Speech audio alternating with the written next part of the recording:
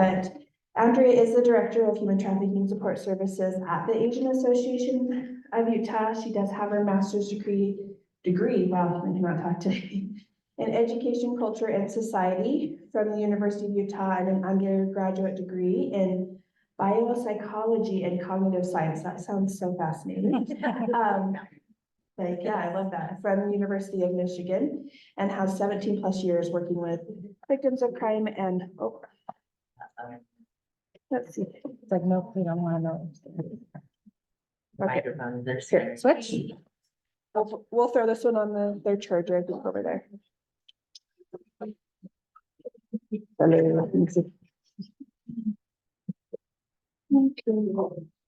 Sorry, guys. Nope, it's not gonna, okay, I'll see if it'll last for a minute, and then if not, we'll get this one on. I think we're just gonna change the channel. But yeah, we are so excited to have them here. January is a survivor of human trafficking and is the executive director and started the Soap to Hope Foundation nonprofit. She is on the streets doing amazing work and working with survivors and getting them connected to help. And so we are so excited to have them. And we'll turn the time over to you guys. Let me get this microphone changed. This one might work for a minute, January, and then I'll get you the other one. Okay, thank you. This is the channel 4, I think. Oh, but it just went out again. Sorry. Okay. Or did it? Is this one working? Okay, yeah. Well, we can share until It's back up and running. So thank you for giving us that great introduction. We wanted to first start out, kind of introducing our organization and giving some context about human trafficking, in the state of Utah. And then we'll go into the assigned task for us today about needs, barriers, and solutions. So this is just kind of a big overview. I'm not going to go through all of the separate points, but our organization serves trafficking victims of all trafficking types, so both labor and sex trafficking, of all ages. So our youngest client right now is 6. No, she may have just turned 7. So 7, and then all gender identities and also all immigration statuses. So we serve a lot of undocumented clients, and I'll be infusing some undocumented information in here. And last year we served just under 1,000 survivors of trafficking statewide, across all of our programming. So human trafficking is happening, and it's happening probably more frequently than a lot of people are aware. Our main services are case management and wraparound services. So we do a lot of trauma-informed, victim-centered case management. Our wraparound services include kind of all of these areas. The few that I will just highlight, we do a lot of mental health support. And so we in-house have a mental health clinical team. And if a person is a client of ours, we can provide free mental health therapy, which is really great. We also do a lot of housing assistance. So we do a lot of housing across the housing spectrum. So we do emergency housing, short-term rental assistance, we have transitional housing, and then we help people get into permanent housing situations. So kind of across that whole board, we have different programming. Those are the ones that I'll kind of highlight from that list. Back to the other side, we do a lot of outreach and education. This is an education opportunity. So we go around and we talk about a lot of different topics related to human trafficking. So if your organization works with youth, we can talk specifically of what minor trafficking victims. If you work with those who are undocumented or limited English proficiency, we can give you presentations on that. So we really have several different types of presentations based on the subgroup that you may work with. And then we do a lot of outreach. We're at a lot of tabling events, even here in Central Utah. So we do lots of events around here, and probably more across the Wasatch Front. And then one of our outreach that we do is we have a weekly drop-in center. These are some services. The ones that are italicized are ones that are provided by partner agencies. January is one of our partner agencies who provide some of these services, so we'll let her get into that as we go further. But the drop-in center is really just designed to be a low barrier. You don't have to have an appointment. You can walk in and access all these crisis services.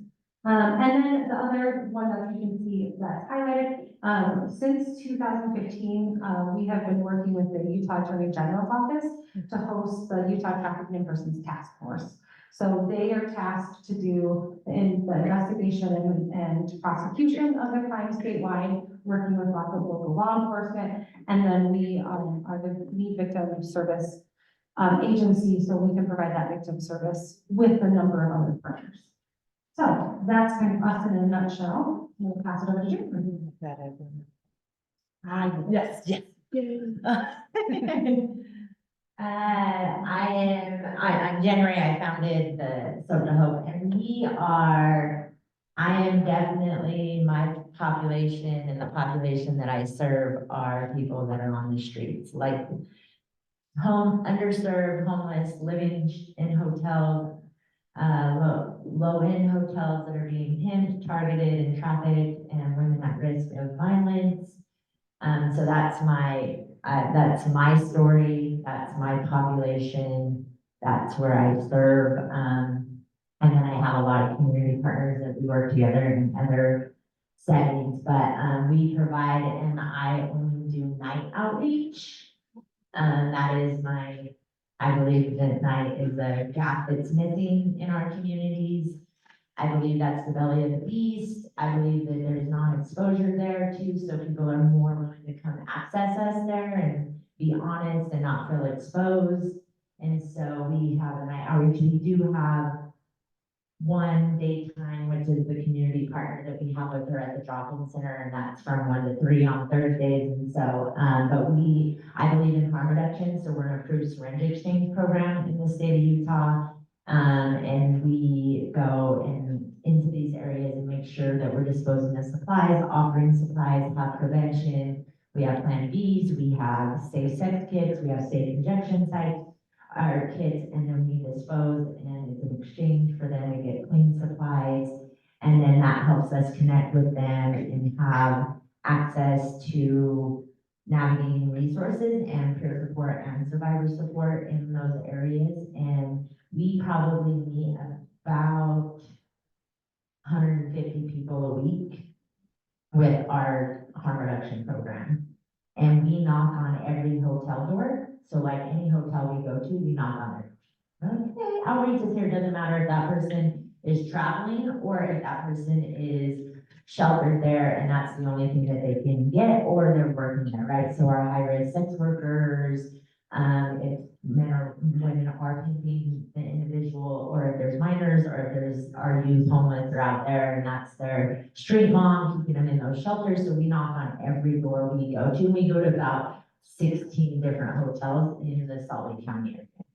We do not have programs in other states, like there's 2 people, like it's me and one other person on my staff, right? Like we run off of a prayer and a shoestring. That's what we do. And we do have a lot of people in our corner praying for us, so I think that's why we're still at flow. But and we have some incredible volunteers, right? And so, we offer all of those supplies. One of our biggest, partners is Utah Naloxone, right? So we hand out about 400 kits, a month, and we probably average about 10 reversals a week with our people that are using the naloxone we hand out in the areas that we are. So it's very vital that we have naloxone in our county, in those areas, and the people that we serve.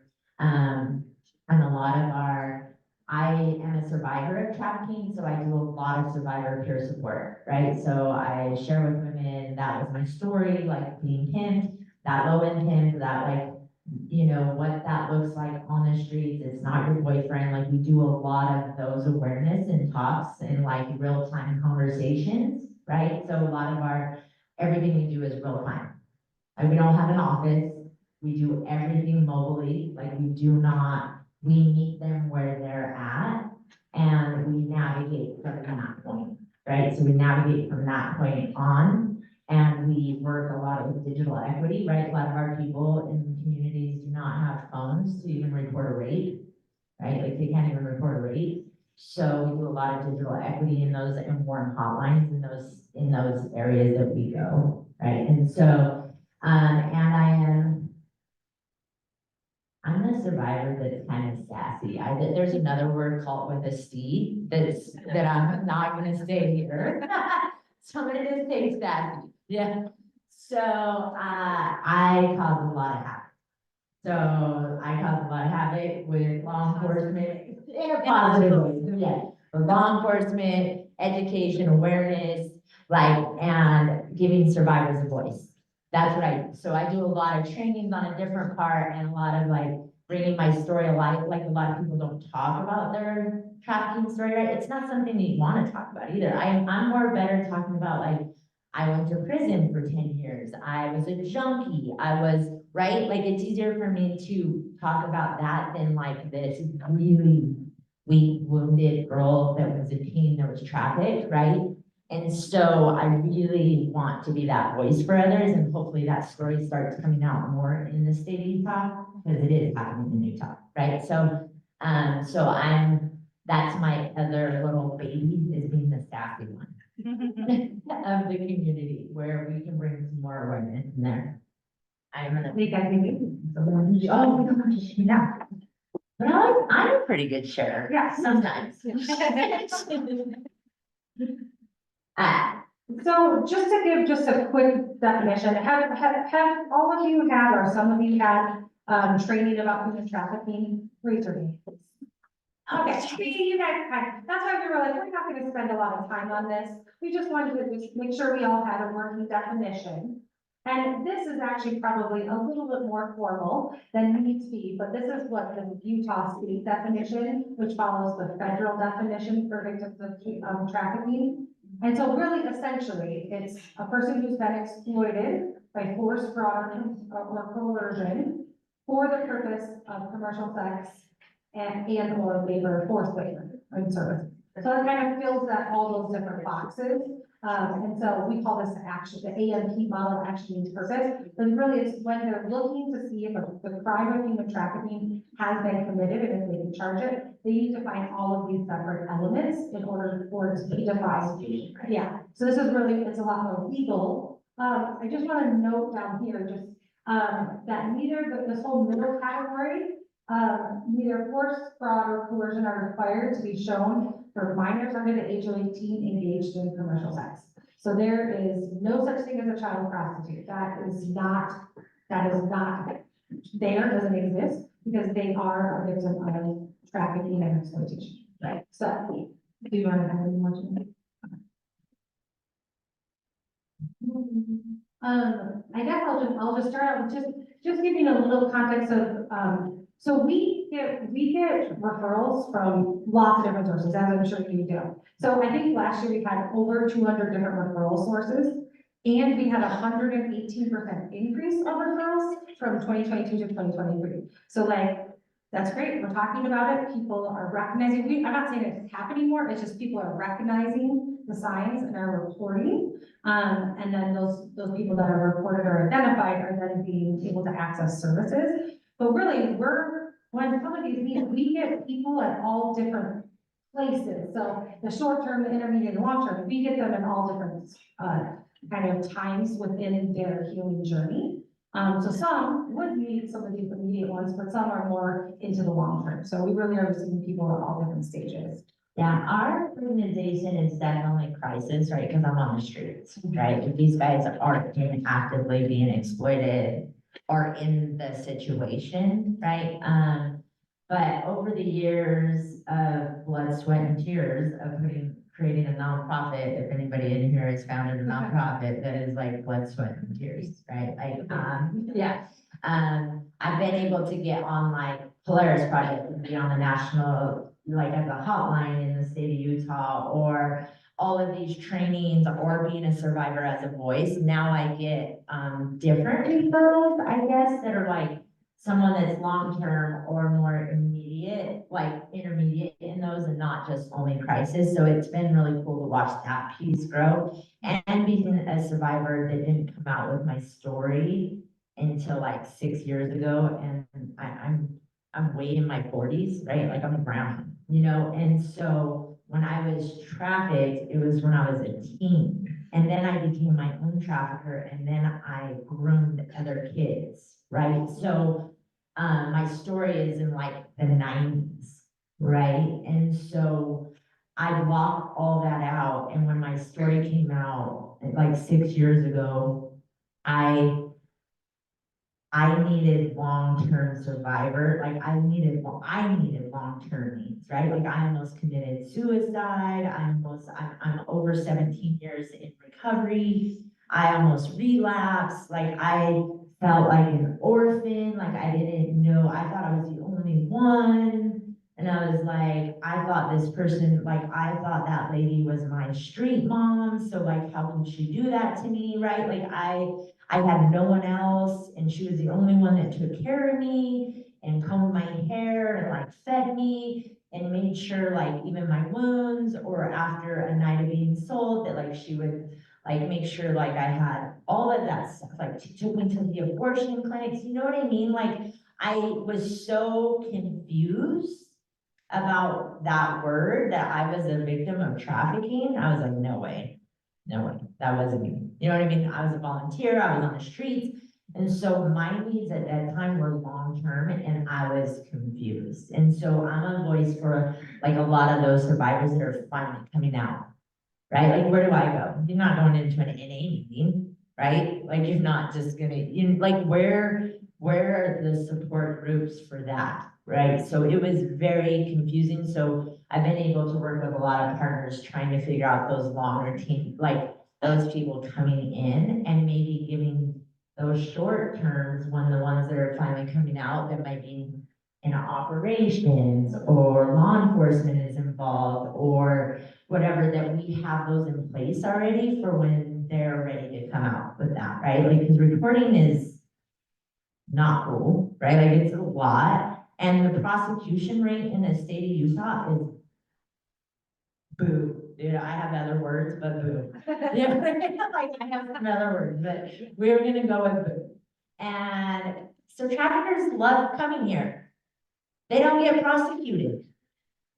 They don't get like survive, and we don't report, and like, and it's hard. And some of those are like that substance abuse, right? Like mine was very substance abuse driven, right? I started using it like 11, right? So very, like a lot of those girls going into a program or addressing the trauma or being willing to testify or already testifying or already having it, and then like 3 years later, because the trafficker is extended their court case for 6 years, that whole testimony, and they're still using, so the defendant can use that against them, right? So it is nuts, the stuff that's going on, but we do have a lot of community partners. I don't know, in rural areas, I mean, even I know AAU works in a lot of rural areas. They're not just Salt Lake based, right? Like I'm a street outreach, I'm a survivor, but I can go other places, but like these guys are able to help in more rural areas, offer some of those services, come out, bring people and train in those areas, and it's been incredible to work with all of these needs. Yeah, thank you. I talk pretty over.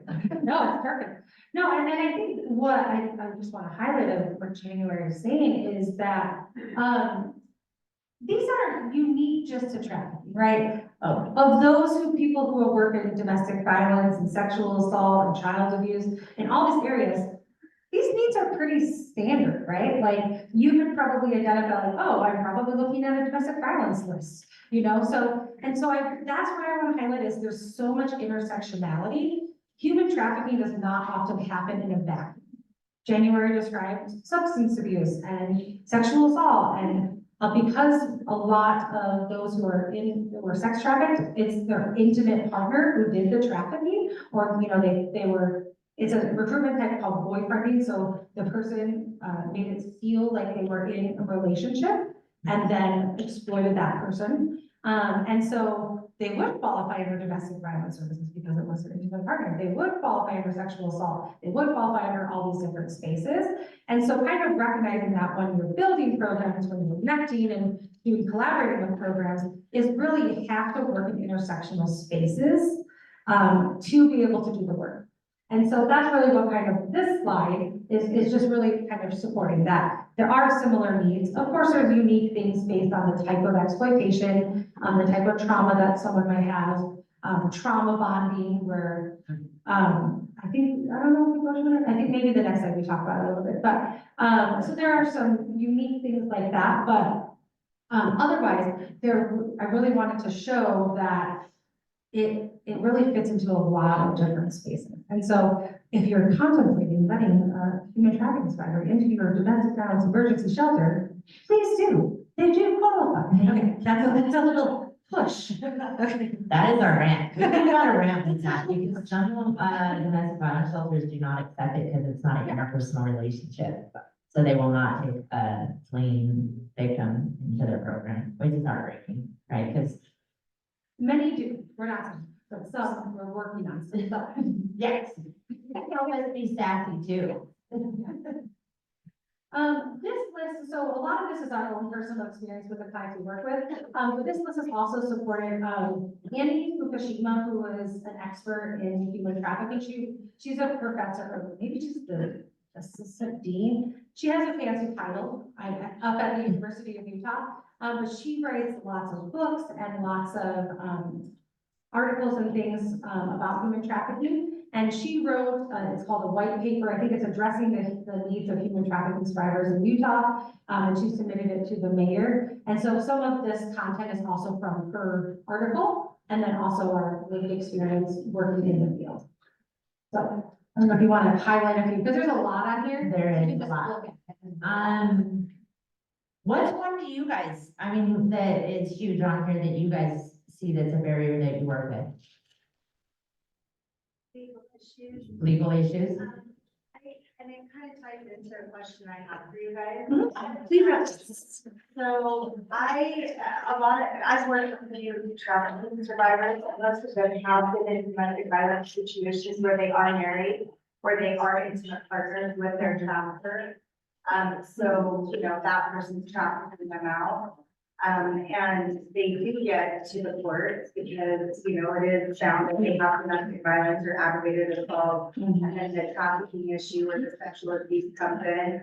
And then that portion gets dropped by the prosecution because they're like, we're gonna focus on the assault and all this. And the trafficking just gets dropped. And so, is there something that you guys do that, is an awareness or a training or something where you make, the prosecutors or the judges aware of the, ways that trafficking isn't just, prostitution, but it is something that can be intimate partner or, parents or, domestic types of trafficking that is, pimping out their children or their intimate partners. Yeah, so I do know that our youth, the youth task force, they do a lot of trainings, but I do know the victim advocate, for the Attorney General's office, she's been doing a lot more trainings with judges. Nora has been doing a lot more training with judges, and we do law enforcement. I do know AAU, but it is still people, that's the problem, right? Prosecution, they want to go for blood, and that means that they had those little things in place, that one they might not be able to prove, right? Somehow or another, it's gonna slip through the cracks, but they have this, and so they're not willing to do the work, and sometimes I just call it lazy. That's just lazy. Because it's hard. It's harder, right? And it's even Trauma-informed stuff because they're not as trauma-informed about the Right. trafficking portion of that. And so they're like, well, we know a lot about aggravated assault or a lot about the domestic violence, but where it comes to the sexual violence or the trafficking violence, they're not as maybe trauma-informed. So right. And it'd be good to get a hold of the youth task force, because I know that they do a lot of trainings, and maybe you guys can, maybe your area, wherever you live, we can do a training in that area, but I do know that they do a lot of those trainings. But the legal part is scary, right? That is one of the biggest barriers. We do have something in that later on talking about the legal, but one is just survivors sometimes just don't want to report. right. Right. The girl that I helped, we actually got her into the shelter because of a lot of these barriers. and things and because of the legal stuff, she ended up going back to him. And then, she ended up coming back to me, and then I got her, out again, like probably 3 more times. Right. And now she's actually moved to a different area and is away from him currently. But that doesn't mean she's not gonna go back to him again. Well, yeah, or if she even wants to go through all that, right? Like one of my biggest complaints about Utah, right, is we don't have a level 1 facility in the state of Utah for traffic victims. So all over the country, though, there's level 1 programs that are actually free, no insurance, long-term, almost 2, maybe even 18 months to 3-year programs for survivors of trafficking. So every girl that I get out from our streets, I have to fly out of state. And most of them go out of state. And one, they might need to because they need to be safe and undisclosed and in these areas so they don't recidivism, right? Go back into the trafficking or go back into the substance abuse or struggle or just be homeless because services lack, right? Like a lot of our housing services, I hate to say this, but like even our domestic violence, they get into housing and some of those places are right in the same area to pick the same guy.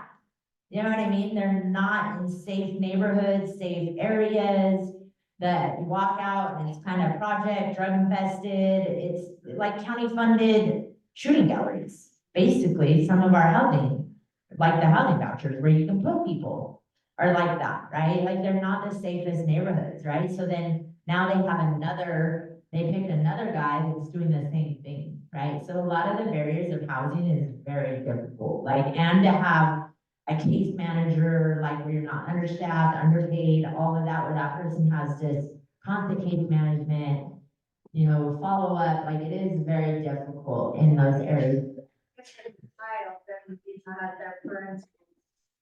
Right, there's. Yeah, so legal is very difficult, and in the funding, I mean, we have a lot of survivors, even with the criminal background, that just, they can't be placed places, they limit it with jobs, they have, like, it's so hard to pivot out of these areas into these barriers, like, there's so many barriers up against them, and that's why sometimes it's like, the best place is like a long-term program, right? And to get out of trafficking and just think, boom, you're gonna be better, right? Like, there's a lot of trauma. There's a lot of,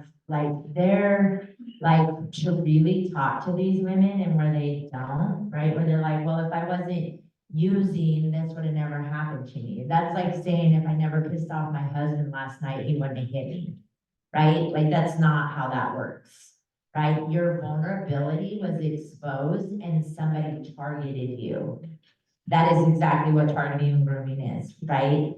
Like, you have a criminal background, you have an addiction, you have a lack of family support. I mean, we even have traffickers talking to women that are in the prison and already grooming them while they're in prison until they get out, right? Oh, I'll have you apartment, I have this, I have that, and pick them up the day of entry. You know what I mean? And that it's already started. So like, just their vulnerabilities are super exposed. But what happens is then when they want to flee, those vulnerabilities can keep them super stuck too, right? I don't want to report. I don't want to be a snitch. I don't want to get clean or in recovery. I don't have support. I don't have families, right? So these barriers are just stacked, right? Oh, I'm on the run from other warrants. I don't have, I have kids that someone else or whatever, so many barriers can be up against these guys. And I saw you got hand over here. Yeah, so I was on the high risk work unit, and one of the biggest barriers we faced from day one was they have to recognize their trafficking victims to begin with. You can't face any other barriers until they have an understanding and recognizing that they are being trafficked. Like, so often you hear, oh, no, this is my choice. I'm doing this. I run my own business. I love that one. I'm running my own business. I have to pay entrepreneurs to manage my stuff. It was always really interesting. You could not do a thing for them until they recognize. Self-identified. And our next slide is really about that, is about what, from the service provider lens, yeah, we can go then, we can go back. But like, from the service provider lens, victim identification is a huge issue, because we can't serve people that we can't identify or that are not self-identified. And so we echo what you're saying. As far as a solution, I mean, there's a lot of education and advocacy that just goes into it. That when we're meeting with people, to give them information, if they may take a piece of that information, and maybe another time we interact with them, they take a different piece of information until they are at a point where they can accept services. So I would say persistence, and then those education and advocacy pieces, helping them know where to access services if they do choose to do that in the future. I do know that over the past 3 years or so, that law enforcement, like even our human trafficking agents, when they are doing operations and they bring a girl in and they're trying to make her feel safe and talk, and like maybe they can get this guy for her to say that she's gonna self-report that she's been being trafficked, what they've been doing is been calling survivors in. And they call the survivor in to talk to her first. They bring her to and so I've gone, Renee's gone, where we're sitting in the office or sitting with them and being like, hey, they called me in, I just want to tell you a little bit, a snippet of my story, right? And I just want to let you know what I heard from the agents out there before I walked in. It sounds a little bit like my story, right? They walked in, you were in a room, there was multiple guys, or the guy was driving back and forth, or they found you online and your ad was on there when they came in, like whatever it is, right? Like giving her a little bit of like, oh, maybe I am, right? Like this sounds like my story too. So so I do know law enforcement and training is coming where they're calling in survivors to be more of that voice and making her feel safe and self-identifying. I hope everybody hear my question, because I got a big voice. She We're doesn't supposed have- to repeat the So, question. she doesn't have a voice. This is her question. Identifying victims. She's saying that, rape, Planned Parenthood, they should be trained to recognize victims when they're brought in and being actually forced to have abortions by their partners.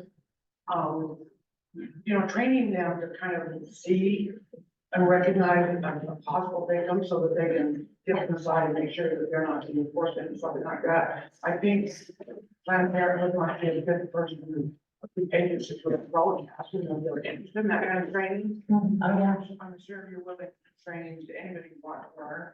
And she also mentioned flight attendants are being trained now to recognize. victims. Oh, yeah. Yeah, they're more on the national level organization. Yeah, that will train them. Yeah. We were just saying, that transparent might be a good outreach for you to be one of your partners to recognize. Yeah, that is part of the story. I do share that a lot, and I've had a lot of podcasts, and if you ever get to SoCal, there's podcasts on there, and I released my book last year. And that's one of my stories, right? Is when how does a 14-year-old go into get an abortion with no adult and just cash, right? And I was malnutritioned, I had track marks, I was bruised from head to toe, and I was pregnant. And obviously I was pregnant, right? I needed an abortion, and like no questions asked. I was allowed to go in there and walk out different, and my trafficker outside, right? Like, and so I still am the C word, right? I call out people, but that was law enforcement too, right? They came in and raided the biker compound that I was being trafficked on, and they charged me at 16, and I went to prison at 16. They didn't ask me as a 16-year-old, what are you not doing on this property? You're not a family member. You don't live here. You're home, like you're like nothing. And they charged me as an adult, and I went to prison for my trafficker for 10 years. At 16, right? So we do a lot of trainings, and they bring me in to share those, so I call them out, right? So then I'm the one that calls them out, even though I think sometimes they don't ask me to come out the next year, but I will still call you out.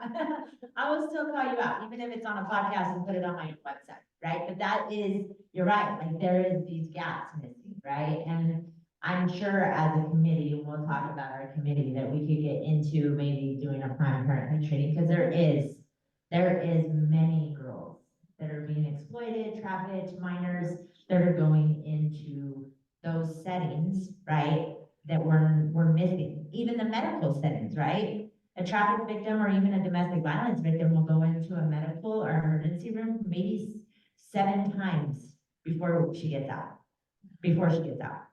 I'm And just he'll- gonna say a comment. So I used to work at Planned Parenthood. Do you need a microphone? Y'all can hear me? But I don't know, Okay. can the Okay. people Oh, on there? yeah, the people there. Oh, sorry. Okay, sorry. Totally squirrel moment there.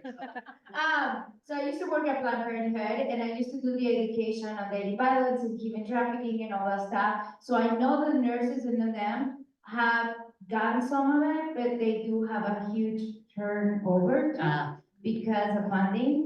So that could be, that would be, but they do have an education department in there that they provide for teen council and all that education in regards to daily violence and human trafficking and all Just this. a sign. So, yeah, so I think that would be a good thing to do, but I know that that's been something they've been talking about, but once again is because of funding and the limitations of their staff and what they get, the funding to do education and prevention work.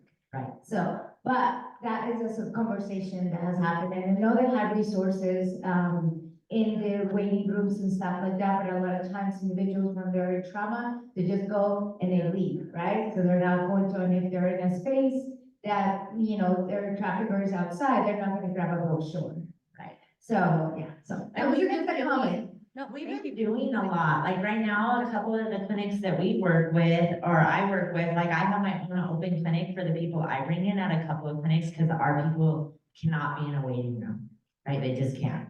So I've really worked really hard on partnership, but one of them is that in the bathrooms now, that every girl has to have a UA when she comes in. And in there, there's that cup that says, hey, put an X if you are victim of violence. Are you here with your abuser? Are you being trafficked? Are you under the age and you lied? Right? Like, do you need help? Whatever. And if you put an X on that cup, then the whole system changes, right? Now it's like, okay, now we need to get her away from the guy that's in the room. So now we're gonna ask him to go outside, right? Or hey, maybe when he's smoking, whatever that is. There's a lot of awareness going on now, but that's changed because now trafficking is mainstream, right? That's what I'm saying. It's so different than back, like when I was being trafficked, I was just like, oh, I'm a partier, I'm a junkie, I'm a delinquent, I'm a slut, right? Those words were what they used for me, right? Now it's like, oh, this minor doesn't look safe or healthy and acting out, and what can we do to help her, right? And so, and that is that lack of knowledge, right? The lack of knowledge of trafficking and and re-victimization. Like, it's scary. Yeah, I guess, let's go back to the last slide just for a second, and then we'll jump back again. Is there any other ones on here you really want us to talk about? All right, cool, then I'll just talk about just one. But just about the language and cultural barriers, because we serve so many people who are non-English speaking, I would say probably 50% of our clients are Spanish speaking, or, yeah, I would say most of them are Spanish speaking. And so we serve a huge number of clients.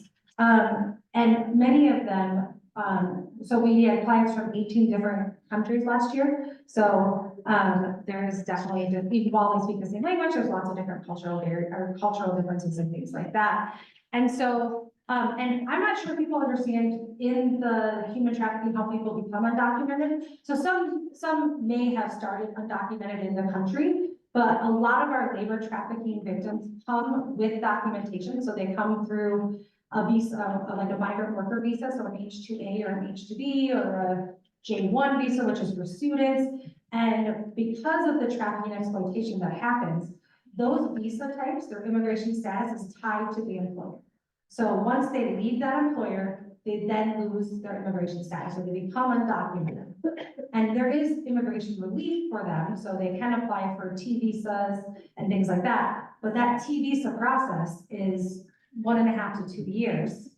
And so they're undocumented from the time they exit, which is obviously a barrier for leaving, right? They don't want to leave the exploitation because they become undocumented. And so there's a period of time where they're going to be undocumented, which is a new experience for them, and they require a lot of specialized services in that kind of space. So with barriers, if a person, you're trying to go to an agency, they don't speak the language, they don't have access to interpretation, they don't have program material that's in your language, et cetera, then that can obviously be a really huge barrier. We're gonna talk about the other side, the solution to that in a later slide, but just kind of, I wanted to highlight that. Oh, we got a whole room of questions. People are excited about that. That you talked about that one. Okay, okay, go ahead. I think in the striped shirt or the checkered shirt, you were first. So, I wanted you guys to elaborate a little bit more of like, at least with organizations, right? The fear of deportation, silent services, if you speak a little bit more about those. I mean, we deal with like, helping them with visas and everything like that, but you have like more of like a niche type of thing. That makes sense. I'm interested. Yeah, so siloed services is probably a little different from what you're talking about. Siloed services is really like, sometimes we have blinders on and organizations will work in these silos. And if they're not communicating, right, we're not getting the full help that they can get, or we're not getting the full Right. picture because we're all doing just little pieces of it.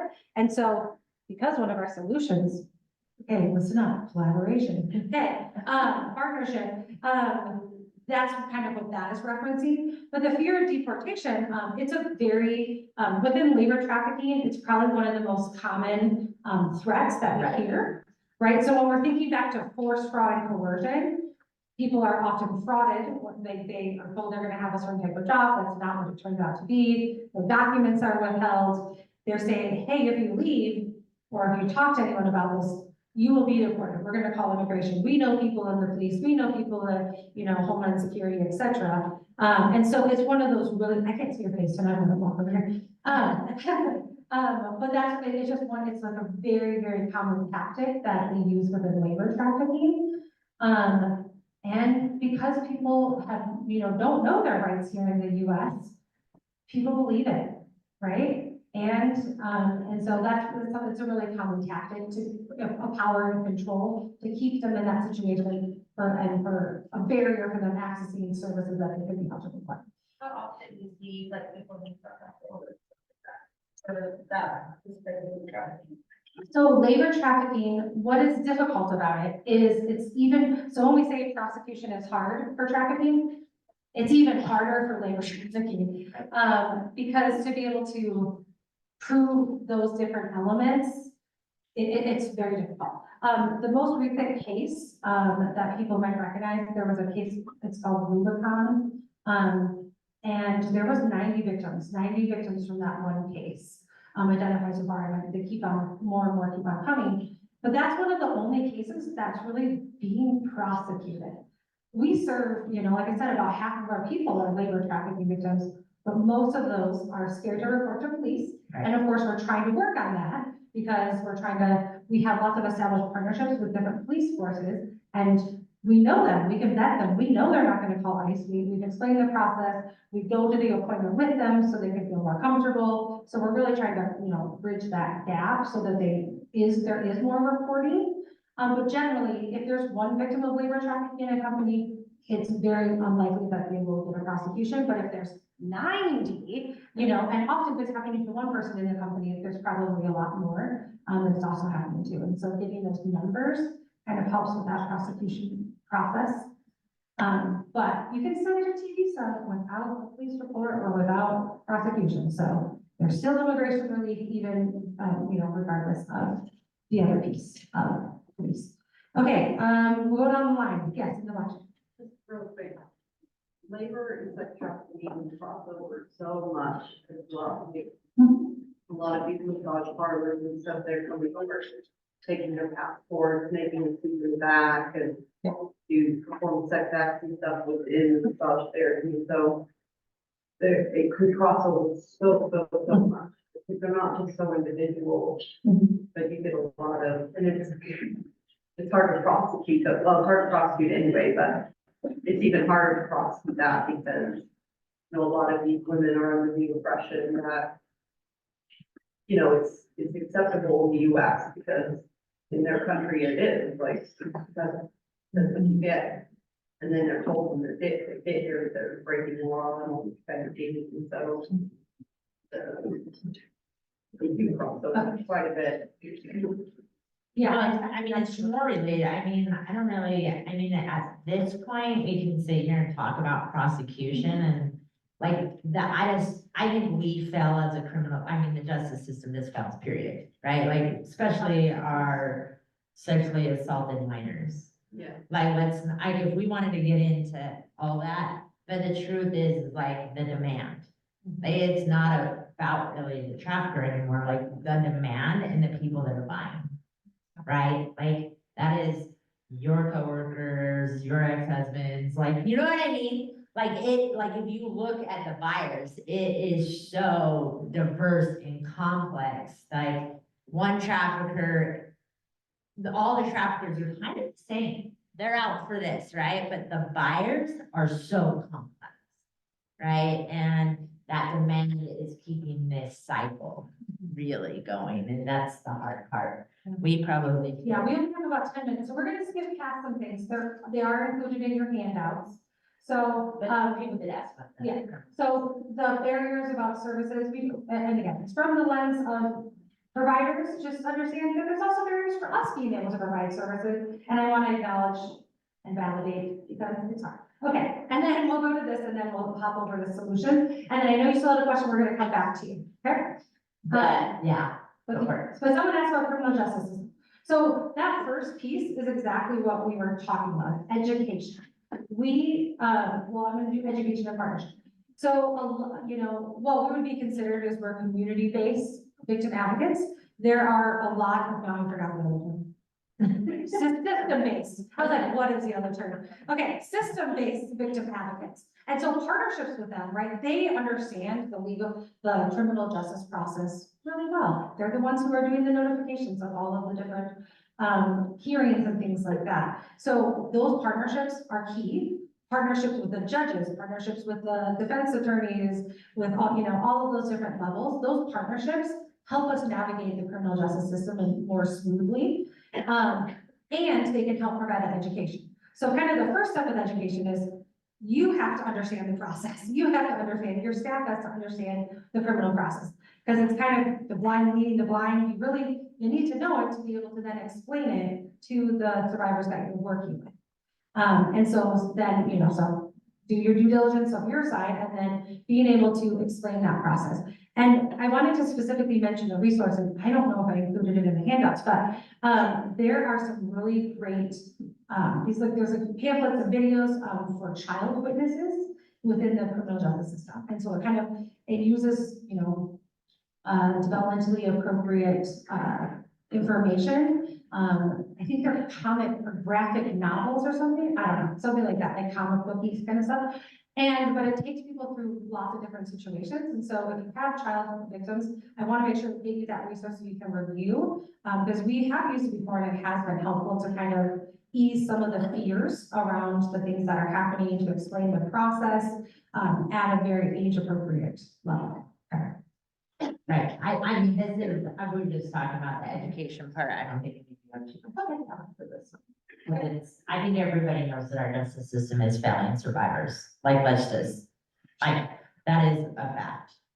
That is just all the way around, and I think globally that's happening, globally. All right, let's get to the big focus. Yeah. And obviously you see our lovely highlighted one. We really like collaboration and partnership. We're definitely cheerleaders for that area, because that's where a lot of success goes. But before we get to that, if you want to talk about. Yeah. I do believe in survivor-driven resources, and I do believe survivors should be at the table. So if you guys are victim advocates and you guys have agencies or have worked for nonprofits and you don't have survivors at the table, shame on you. I'm just gonna call you out. You should have survivors at the table. They should be a part of your meetings. They should be a part of your support for survivors. They should be involved in your trainings. They should be involved in trauma informed. They should be involved. So I'm a huge advocate for survivor driven services. That's our whole organization, right, regardless if it's a survivor or peer support, right, that's all that works for us. And so really in reality, like it with survivors, even children, like even minor survivors, like if you work in children programs and you have minor survivors that are kind of aged out, but they went through the process and they are a voice, like bring them back into your programs and have them work with the kids, like it's important. So, and obviously you guys know that I'm a huge like mobile advocacy. I believe meeting people where they're at. I believe meeting people where they're at. I even think if you were to get called a referral, calling a girl and being like, hey, can you be here at 7 p.m. or, 4 p.m. my office, da da da da da da da. I just think that part needs to change. Like, hey, where are you at? What's close to you? Not make you panic. Like, let's meet at a coffee shop. Hey, let's go have, like, I really believe in like more mobile advocacy and meeting survivors where they're at. Like, even if it's like, hey, you scared to come out of your house? Maybe we can come meet you there. Like even if you have a park at your apartment complex or whatever, I really believe in mobile advocacy with survivors. I second that. And we just have seen so much higher engagement rates in services. When we ask people what they want, what services do you need? What services do you want? How can we better, what barriers, like you're not accessing the services, why, right? And so getting that feedback, making sure that are at the table, hiring survivors onto staff, all these different levels where you're able to get more survivor-driven services. So that's huge. This culturally responsive care, again, that's related to a lot of those that are limited English proficiency and undocumented and things like that. I have a whole presentation about that, so if you ever need it, and want me to do it for you, I will. But really just thinking both preemptively and at the time, because you gotta plan. You can't just magically like, you know what, I'm just gonna speak Spanish, even though I've never spoken Spanish before. Like, it's not gonna happen, right? Right. So it's really about developing, and I'm pretty sure if you get LOCA funds, you now have to have a language access plan. But, yep, see, I was gonna say, I'm pretty sure you have to, but.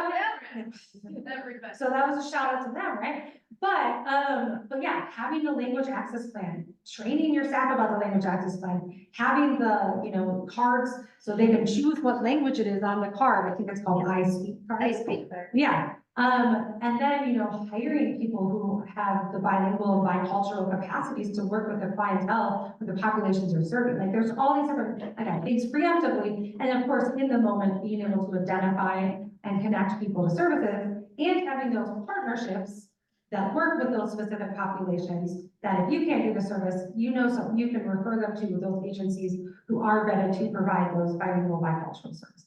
So that's a really quick overview of a long presentation. Yeah. And then we're gonna go to partnership, because we only have like. Oh, 5 minutes left. Oh, cool. Okay, yeah. We're doing pretty good. We're doing pretty good. Okay. Wait, we probably won't. Yeah.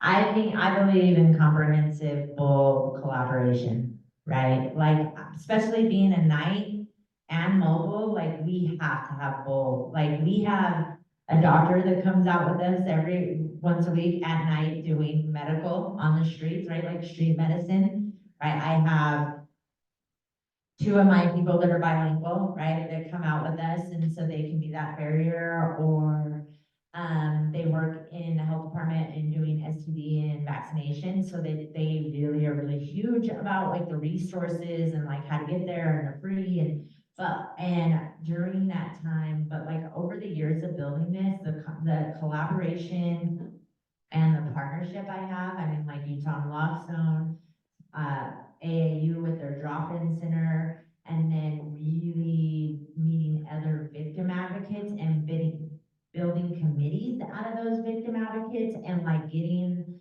the voice of like you guys here too, like where, like, what are we running into out here? Like, how are we helping people? Like, we are navigating in like,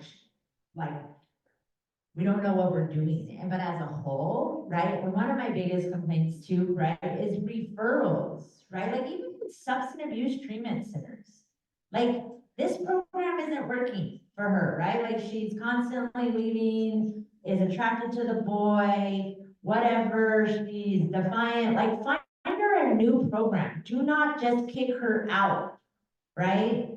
Like even if you find out later on in there that she has trafficking or severe violence or sexual assault, and you have her in a co-ed facility, how about you be like, hey, we should move you to an all-women's program? I think you need a better program, and I think you need more trauma informed, and I feel like this is an unsafe place. You've been here for like 30 days, you just came out. Refer, like, we are so possessive, it is disgusting. Like, sometimes it's horrible, like, quit being possessive. Like, this isn't your client. Like, she's a human. He's a human. Like, this is your data, your grants, like, stop all that. Stop all that. That's why, see, I'm the one who gets, I will, like, stop that. Like, it is heartbreaking. It is so heartbreaking. And so I'm a huge fan of collaboration. Like, I might not be the right fit for someone. I tell her all the time, I'm like, hey, we're sending her over to AAU. She's gonna be at the drop-in center. She has different issues with us out here. She probably needs more a wraparound, right? We're more crisis, right? And so, or what, We always. yeah, so like collaboration is so huge to work with programs, like you have to, like you have to have a village. You have to have a village. You are not the one-stop shop. Yeah, and we're gonna give some more examples of different collaborations that we have. This is just kind of walking through how we do collaborations. We're always looking. We're trying to identify what the gaps are in our services, and then finding partners who fill those gaps, vetting those partners, developing those relationships and referral pathways, obviously then evaluating and maintaining relationships, offering technical assistance and training. That's a benefit of collaborating with us, is we can give lots of knowledge, and then looking for opportunities to do joint activities. So we work at the drop-in center together, we're presenting together, we have done lots of tabling with other organizations and things like that, so just looking for those opportunities. And then we'll talk about things. So I'll just start real quick with the Utah Trafficking of Persons Task Force. It's been around for a long time. Right, we're almost a decade in. I think it started, Ruthie, did it start in 2012? Is that the right date? Sorry, put you on the spotlight. What date was it? October 5th. I think it was 2012. We got involved in about 2015, but what it is, it's a multidisciplinary task force that obviously focus on addressing human trafficking, both the investigation, prosecution, and victim service side, so that we can provide the best services for those victims and be able to address it kind of more on that macro level. There are lots of different providers. I should have looked at the number of how many organizations there are. I think it's around 80-ish, 76, or something like that. And so from, like I said, multiple disciplines. And then underneath that, so there's a general body, there's an executive board, there's a general body, and then there's lots of subcommittees. I'm gonna have January talk about our favorites. Go ahead. Yeah. Well, yeah, this came to fruition because I was very upset about a case that they handled, the Attorney General's office, I'll tell you that. And through that process, we were able to start a victim services for human trafficking subcommittee under the UTIP. And they decided, so there was quite a few, there's kind of like 14 organizations on there. And we have one, hopefully a couple people representing, but that committee decided that the chair and co-chair would only be survivors. That it would be ran by survivors and no other people can take the co-chair. It has to be another survivor. And so I'm a co-chair of that, and there's a Renee from Journey of Hope that is the chair of that one. So even if me and Renee were to step down, they would have to find a survivor to replace this. So it has to be ran by a survivor. And that is incredible. And we're talking about 2 survivors that have severe criminal backgrounds that are on a committee for the Attorney General's office. We're changing the system. We're changing the system. We're making them look at us like we're a part of it. I was told we were out of time, and we want to respect your break time. But we encourage you to collaborate with us at break and lunch and after. And then we also have cards if you do want to ask us more. I'm sorry we didn't get to all the questions, but we love you to come talk to us. Yeah. So, thank you.